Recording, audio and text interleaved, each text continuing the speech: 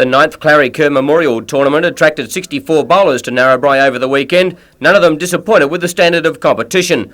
Queensland's Rob Perella collected a handsome slice of the prize money with his 21-14 win over pairs partner and fellow Australian representative Ian Taylor. But it was Taylor's unusual driving style that attracted attention. A three-step movement that others find no less than amazing. I wouldn't like to copy it, it's unbelievable. With Perella and Taylor now preparing to compete in the World Bowling Championships in England during August, Narrabri's tournament is putting bowling in the northwest on the national calendar. This is probably one of the biggest singles carnival outside the Sydney metropolitan area, and next year the committee looks like it will be a $10,000 tournament, which puts Narrabri in the point system, as they call it, for the big carnivals.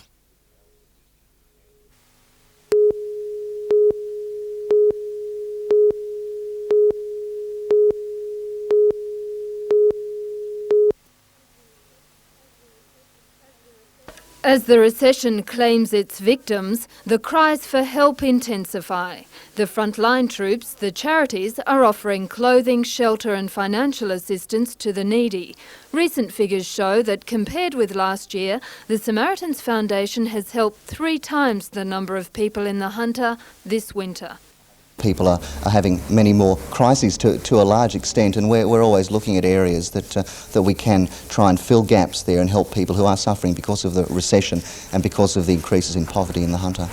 To answer these calls for help, the welfare arm of the Anglican Church is expanding its operation. They're setting up a youth line information centre. It doesn't offer counselling, it's a referral centre. What the Youth Info Line is doing is looking at providing a service where people who want to know almost any sort of question on services that are available, ways that they can get help and areas that they can go to, are able to ring just one number and get the assistance through from there. The Samaritan Foundation is interested in recruiting volunteers to staff the service. Jane Anderson, NBN News.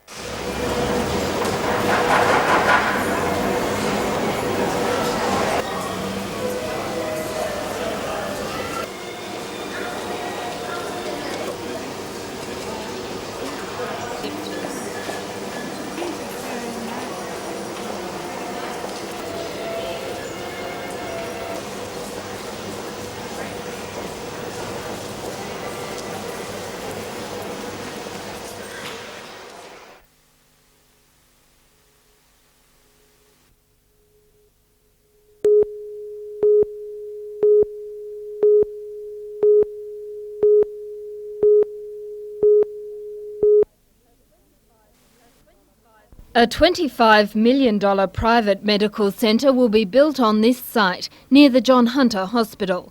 It'll accommodate 60 specialists and a range of diagnostic services. The NIB Health Fund has purchased 1,400 square metres within the centre to build a daycare hospital. Newcastle will have the latest, most innovative day surgery in Australia. NIB has had its day surgery for 5 years now, but we're moving to a much better site. The hospital will have 3 operating theatres and 20 recovery beds. It'll mainly cater for patients who have private health cover. John Graham from NIB says the new daycare hospital may shorten the queues for some elective surgery. Our day centre will be bigger, and certainly with the 20 beds upstairs, a lot more people will be able to go through the system. Work should begin in October, and hopefully the first patients will be admitted late next year. Jane Anderson, NBN News.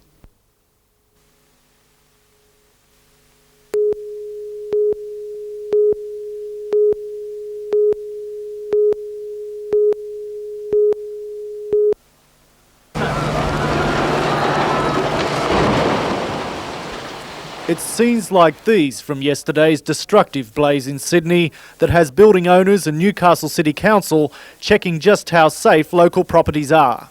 Newcastle fire officers are confident that in general, buildings in this area pose few hazards. The buildings in Newcastle and the Central Coast generally are in a pretty good standard as far as fire safety is concerned.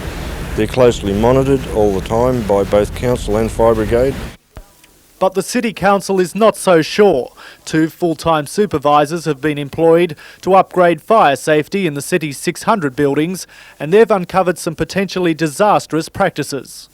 A number of instances where fire stairs, for instance, are just simply blocked or used for the storage of material, and that's hardly considered safe if there's an emergency. The council believes there are few fire traps in the city, but Harold Stewart doesn't rule out the possibility of a Darling Harbour type blaze occurring in Newcastle. You never know, it could always happen. It's one of those things. I mean, obviously buildings that are left vacant, of course they're usually in such a state maintenance-wise that they're the real fire traps. Mr Stewart says inspecting all the buildings in Newcastle and following through on the findings could take up to 5 years. In the meantime, he believes the best way to hose down any chance of fire tragedy is through education. And that starts next month with a series of displays in shopping centres.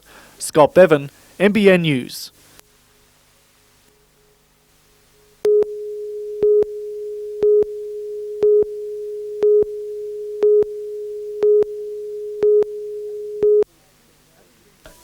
Having been through 2 recessions in the past decade, the face of Australia's industrial relations has been changed forever. But John Howard told a Newcastle Business Club gathering that while there's been major reviews of the way employees and management deal with each other, there's still a long way to go to put the nation's economy back into the international race. Getting our industrial relations system right will do more to lift this country's game in the years ahead than any other single economic reform. To the federal opposition, what that reform involves is moving away from the rigid award system and promoting individual bargaining in the workplace. But we believe very strongly that the length of the working week, whether you pay penalty rates, whether you have holiday loadings and redundancy arrangements and parental leave, all of those things in our view ought to be matters of negotiation. The proposed overhaul is already stirring controversy, with the Liberal Party's unveiling of a lower youth wage. But the Shadow Industrial Relations Minister believes the Coalition's rework system could be easily applied to the hunter.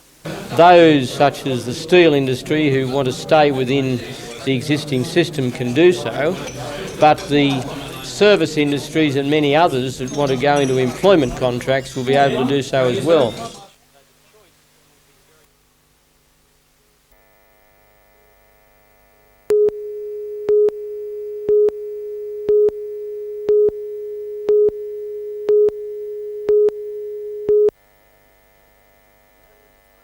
For the average punter having $2 each way, the government's 1% hike won't mean much.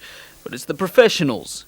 A handful of big punters will bet as much as 60% of the on-course tote.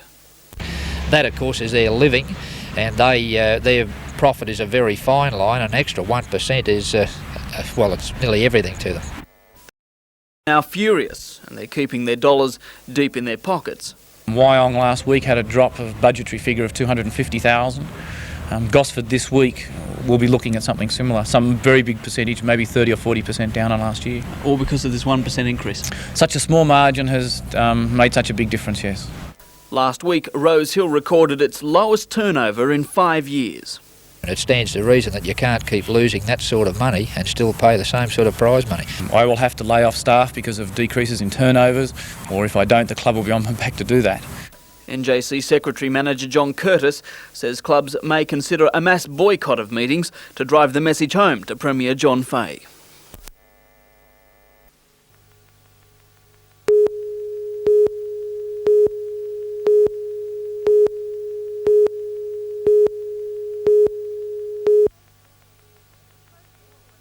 The project, worth around $20 million, is planned for this 154-hectare site south of Taree.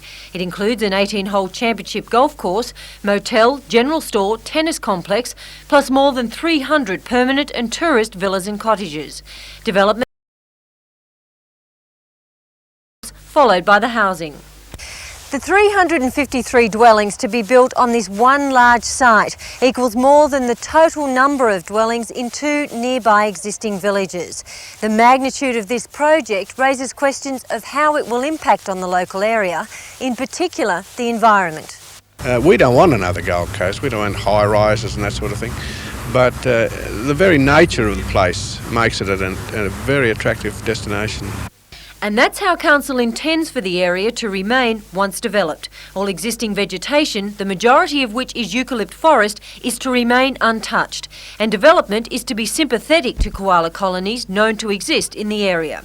Despite some initial objections from residents, Mayor Brown says the development posed too many positives to stop it. These for an economic boost to the area. Mayor Brown expects tall woods to have international appeal, but the main market target is much closer to home. A recent study we had undertaken suggests that most people using this area for their holiday destination are from the western suburbs of Sydney or the Newcastle area. They are families and they can come here on 1 tank of petrol and go home on 1 tank of petrol. Construction is scheduled to begin within 2 months. The first 11 holes of the golf course and stage 1 of housing should be completed and playable in 18 months' time.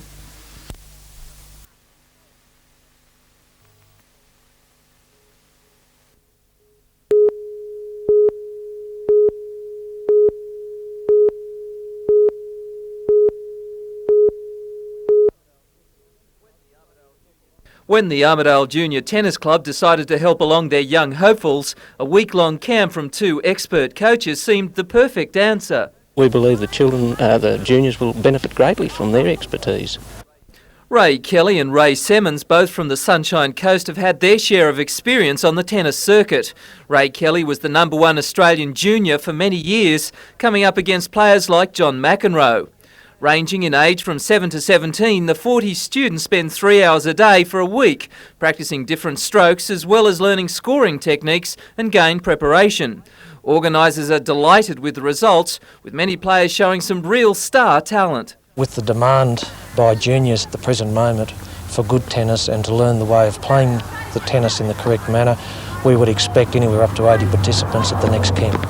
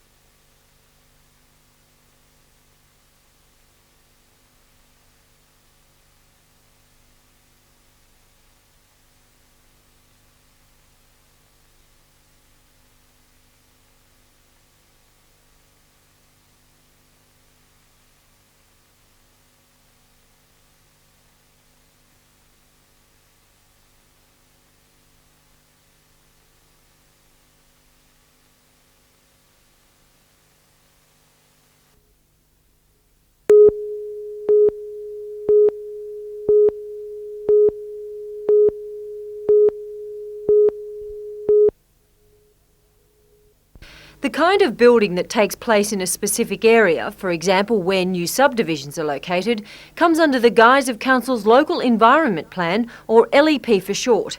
Until now, there's been a number of different LEPs for each area within Council boundaries. This has caused numerous problems for Council planners. The LEPs that we've got at the moment are very old. They're back basically 1960s, 1970s versions. Also, the fragmentation of the LEPs has caused us some problems, and they basically at the present time to some extent reflect the original municipal boundaries of the old councils. Mr Power says now it's time to update and formulate one LEP for the entire area.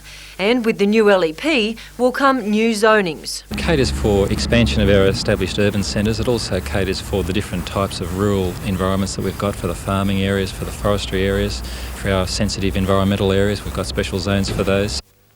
The draft LEP will be adopted by Council next Wednesday. It then goes to the Department of Planning for approval. If passed, the plan should then be on public display within the next 3 months. Catherine Lamond, NBN News.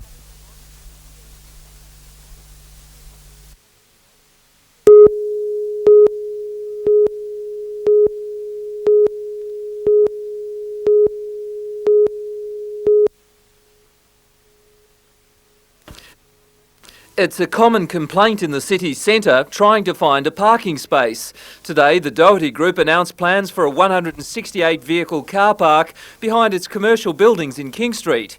The area will be leased to permanent parkers, but surplus places should be available. And with the Workers' Club up and running, one of the other major casualties of the earthquake is also rebuilding. Foundation stones are being laid on the old Newcastle RSL site in King Street, not for another club, but a commercial centre. The club said studies have shown there is a need for A1 air-conditioned office space in the city. The $3.7 million four-storey complex should be completed by early next year. The RSL will remain in its current premises off the Hunter Mall.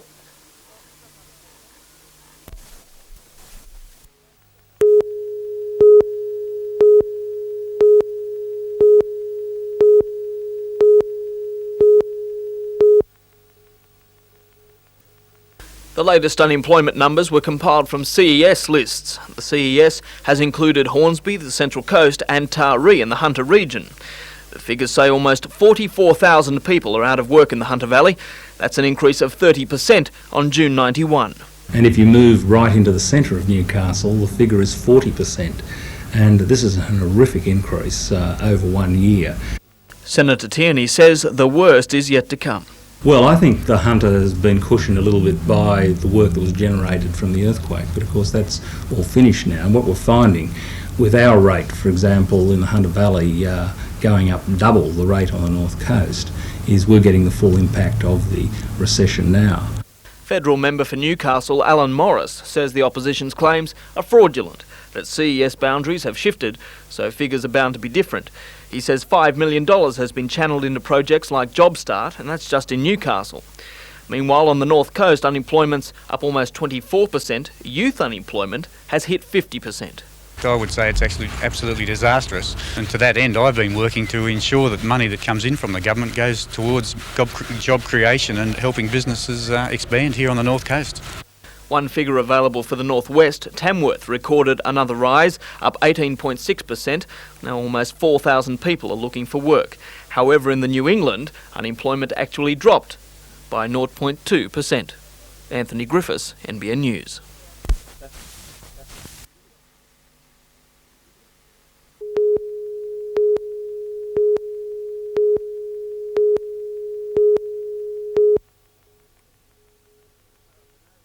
Amidst the paraphernalia of Newcastle's Maritime Museum, they celebrated with a special board meeting. 3 former Hunter Water presidents were present as they reviewed the minutes from the first board meeting in 1892. There they sat, immersed in the Hunter's H2O history. The men and women of the workforce were both had to type, they had to be proficient in shorthand and typing, and the conventional stereotyping of male and female jobs didn't begin until the 1930s. Now read the book, For the Public Health. 9 years in the writing, the book has 2 major themes: changes in administrative practices down through the years and the nature of work and organisation in a statutory authority. So with that in mind, is the history of the Hunter Water Corporation a dry read? No, this is really a story about the social development of Newcastle as a city. It's not. That's what we've tried to do. Not at all. I find it intriguing because it talks about us as Novocastrians, and we all like to know a little bit about ourselves. And when you read this book, you find a little bit about yourself in there. For the Public Health is an honest account of the corporation. Managing Director Paul Broad says some dirty laundry has been aired. Yeah, no, a story about the guys having to parade in front of the secretary to show the length of their shorts to make sure they had their underpants on. I mean, it was that sort of stories. Anthony Griffiths, NBN News.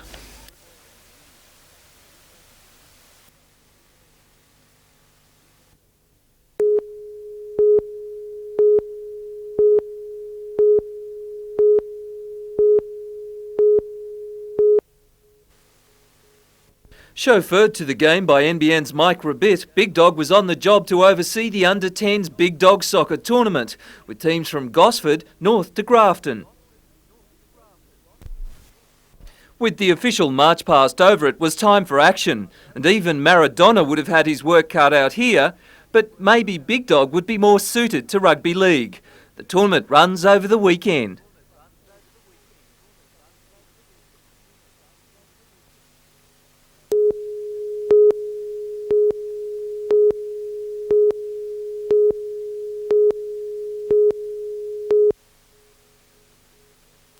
Glen Innes was the venue on Thursday night for yet another chat about the wrangle that has threatened the very existence of Group 19, and after 5 meetings and about 16 hours of debate, where 5 options were canvassed, a decision was made, heading off the ultimate involvement of the New South Wales Country Rugby League. A couple of clubs dissented from the options, but the thing was that it narrowed down to 2 options. I think it was a case of the devil you know rather than the devil you don't know, why clubs resisted the option to change, and therefore we have the situation where it's going to be the same for 1993. While the status quo will operate until the end of the 93 season, Des Ferris hinted at further developments. I think that there will be changes, whilst the decision is not met with, say, unanimously. I think eventually there will have to be changes in Group 19, and not only in Group 19, but right across the Country Rugby League. And this weekend's round sees Inverell set to do battle with Moree, Glen Innes host YCW, Armidale lock horns with Uralla, and Guyra clash with Tenterfield. The Boomerangs have the bye.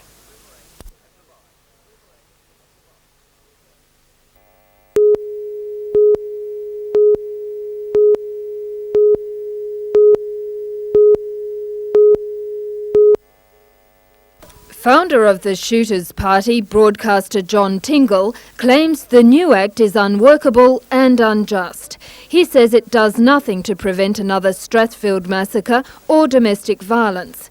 He claims that by removing the rights of citizens to own firearms, it sends a signal to the criminal element that law-abiding citizens are defenceless. I am sick and tired of being distrusted.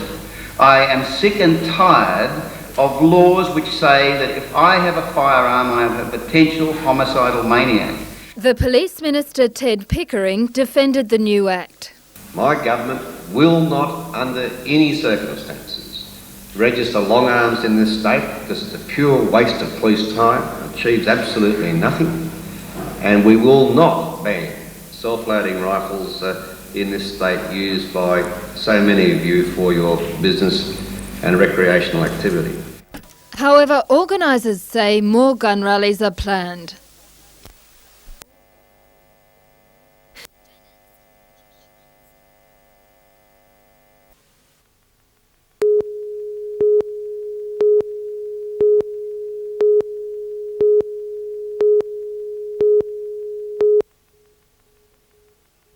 These Newcastle children are taking part in a study which researchers at the John Hunter Hospital hope will cast some light on the eating habits of toddlers. There are already nutritional guidelines in place for adults, but none for children. We'll be looking at the fat intake of children, mineral intake associated with that, the vitamin intake, and see how the children are growing with respect to all those nutrients. The parents of 70 kids have agreed to have every morsel their children eat documented and weighed during a 3-day period. This is a pilot study for a more substantial 3-year project which will monitor how what the children eat affects their growth. We hope to be able to recommend to parents exactly what food they should be giving to children and at what age it should be introduced, what fat levels there should be in the diet. Researchers hope that at the end of the 3-year study they'll be able to provide parents with valuable information about what growing children should eat. Jane Anderson, NBN News.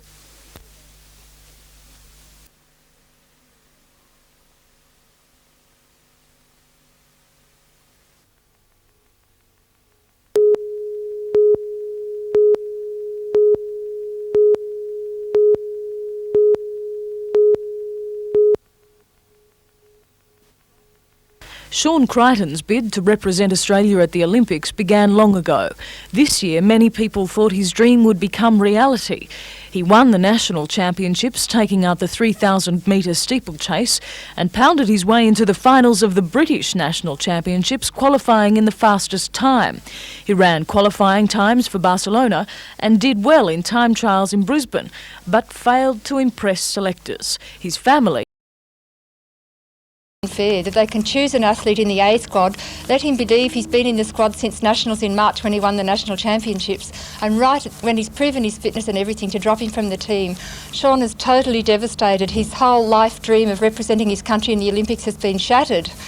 Sean's family has been left with tickets to the Olympics they can't cancel and a $14,000 bill, but they remain optimistic about Sean's future.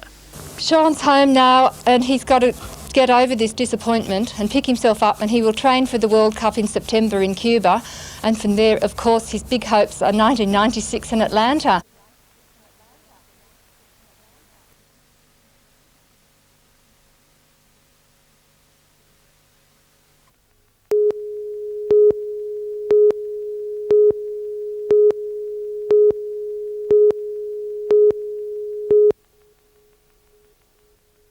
The Australian Combined High Schools Golf Championships will be held in Alice Springs at the end of next month, and almost the entire squad is made up of northern golfers. Tony Ryan from Maclean, who was second in the weekend's Grafton Junior event, is joined by Damien Webber of Ballina, Nathan Main from Port Macquarie, Brendan Jones of Moruya, and a couple of likely lads from Newcastle. Dion Hannaford plays off 3 at Murree and was a member of the successful Raymond Terrace High School team that won the Australian teams title. Kurt Lynn makes up the 6-member boys side. Playing off 2 at the Belmont Club, he will be hoping for the birdies to fly at the Springs, but is aware of the strong competition he will face. A lot of strong players there, a lot of young, good players there. Should be very difficult competition. Tori O'Connor from Narrandera and Sydney's Joanne Bannerman are joined by country girls Tina Porter from Toukley, Samara Baker from Gunnedah, and Newcastle's Joanna Wally and Adele Bannerman. Adele is also from Belmont and playing off 6, with Joanna from Toronto off 8 and very nervous. It's my first time in the state team, so I don't know really what to expect. Probably a pretty hard competition. Yeah, it should be really good. New experience, and just going up there for the trip will be really good.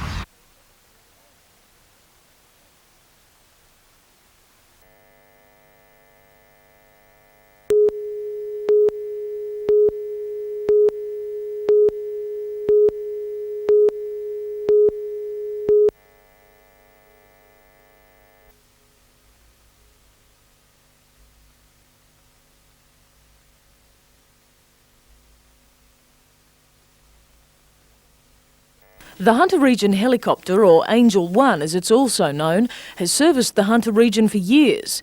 It provides a rescue and hospital transfer service that's proved invaluable to hundreds of people.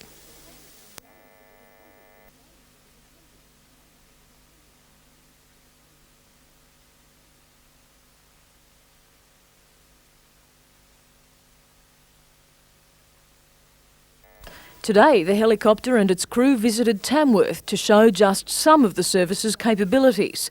If needed, the service could help with rescues or delicate hospital transfers in the northwest. The helicopter is available, it can reach this area, and the people of the Hunter have had the use of the helicopter now for quite a long time, a good period, and probably the people up here are just deserving for it as well.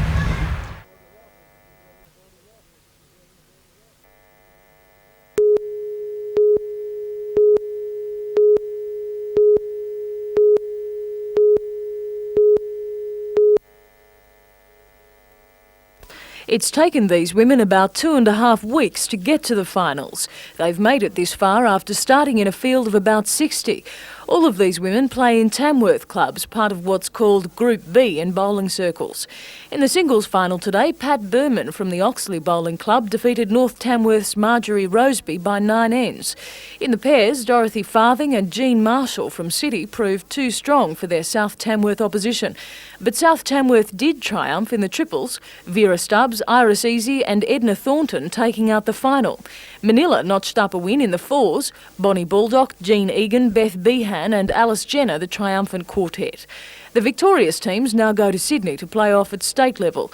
The region's bowlers' next big tournament will be staged from September the 7th when they take on Group A, bowlers from the coast, at Narrabri.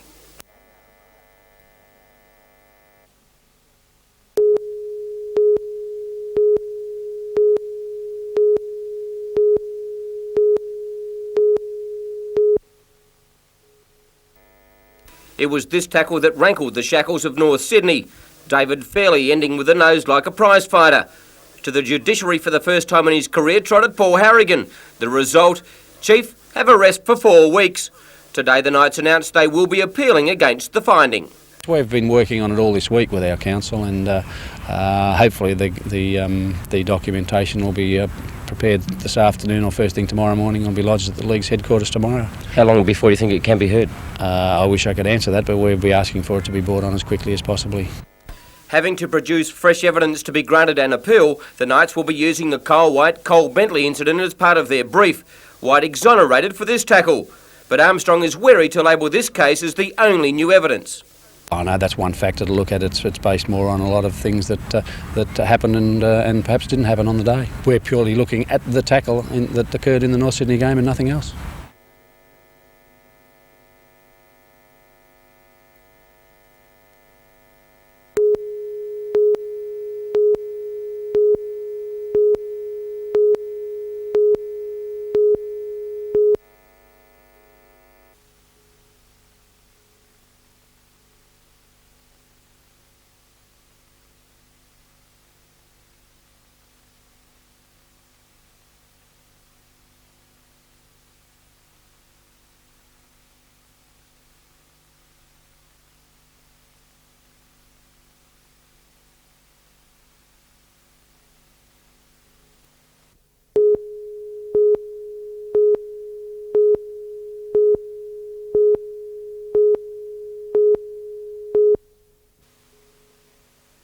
The extensions to the research station, which include 6 new offices, a library and conference facilities, have been funded by the Cotton Research and Development Corporation.